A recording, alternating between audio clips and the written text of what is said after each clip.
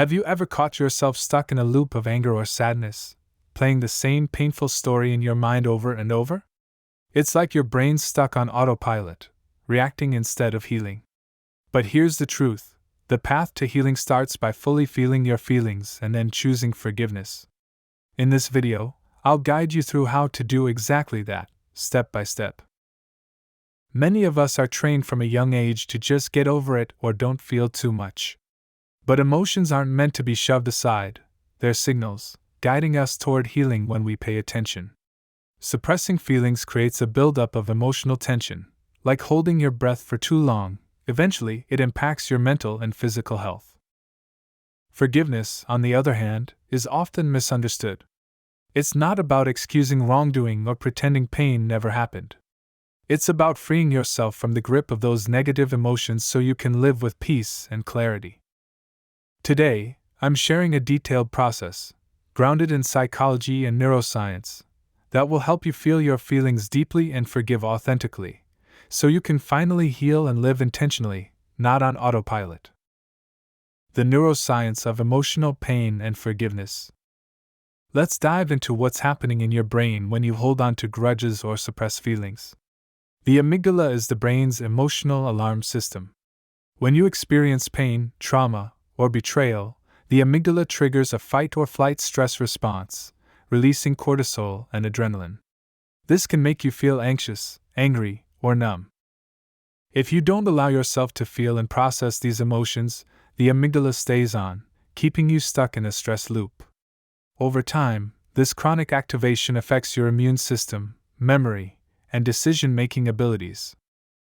But here's the good news: neuroscience shows that mindfully feeling your emotions activates the prefrontal cortex, the part of your brain responsible for reasoning, self-control, and emotional regulation. This helps dial down amygdala activity. And sensory awareness plays a huge role here. By focusing on your breath, the feel of your skin, or sounds around you, you shift your brain's attention away from the painful loop and into the present moment, which creates a safe space for emotional processing and healing.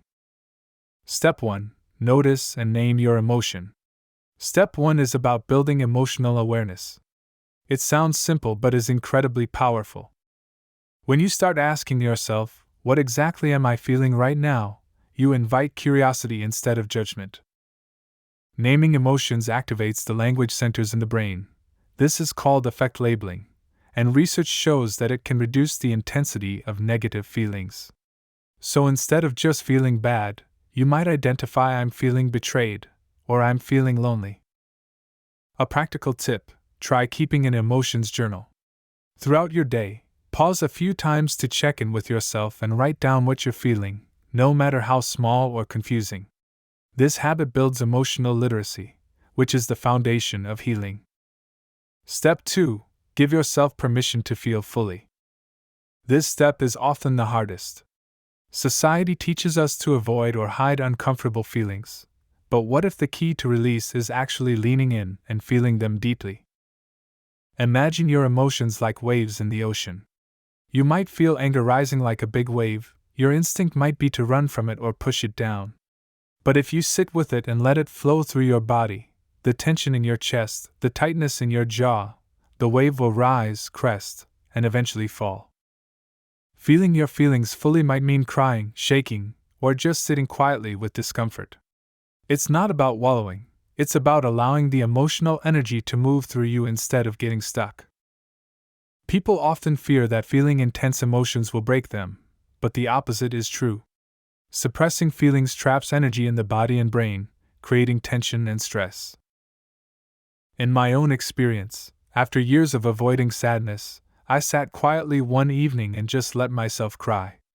The tears weren't just emotional, they were physical release, my body letting go of stored tension.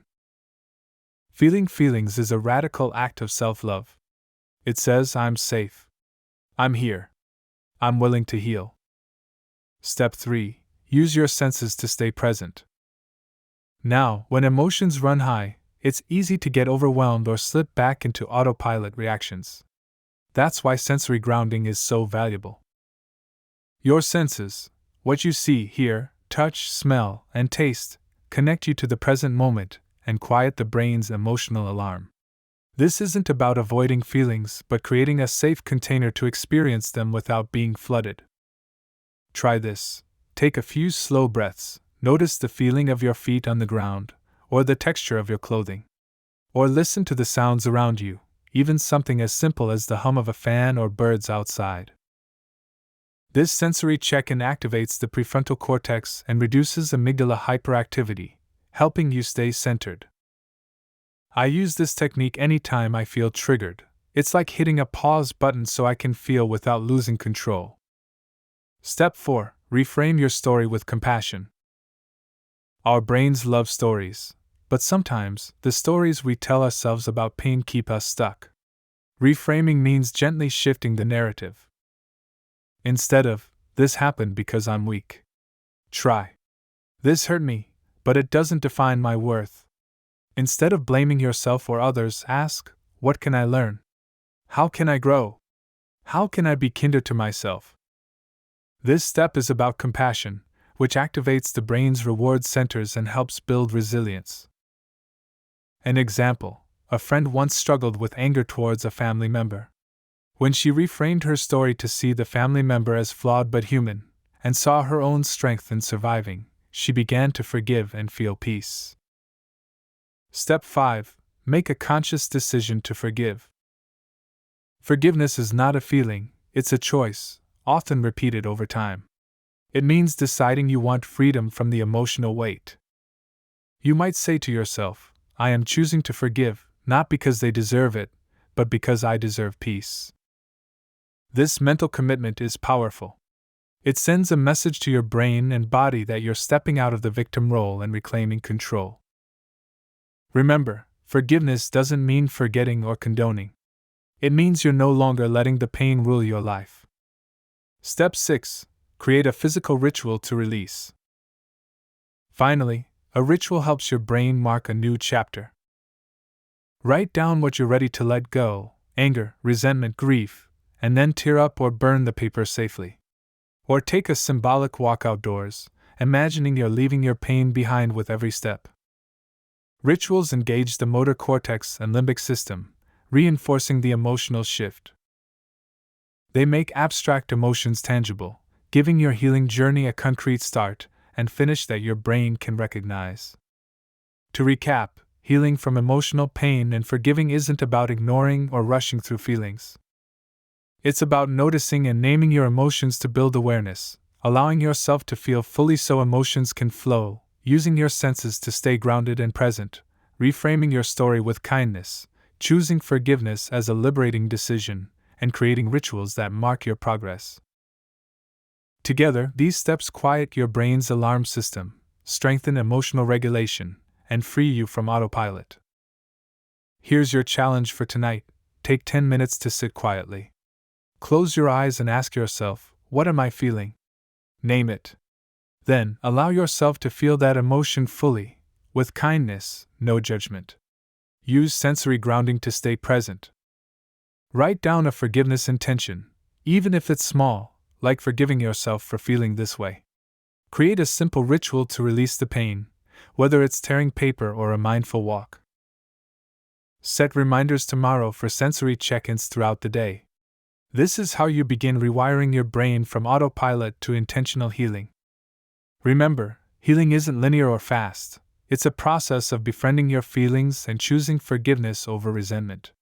This path leads to emotional freedom, mental clarity, and a life lived fully awake instead of on autopilot. You have the power to break the cycle. It starts with feeling. If this video helped you, please like and subscribe to support more healing content. I'd love to hear from you. What's one feeling you've been avoiding? And what step are you ready to take to feel and forgive it? Drop your thoughts below. Let's support each other on this journey.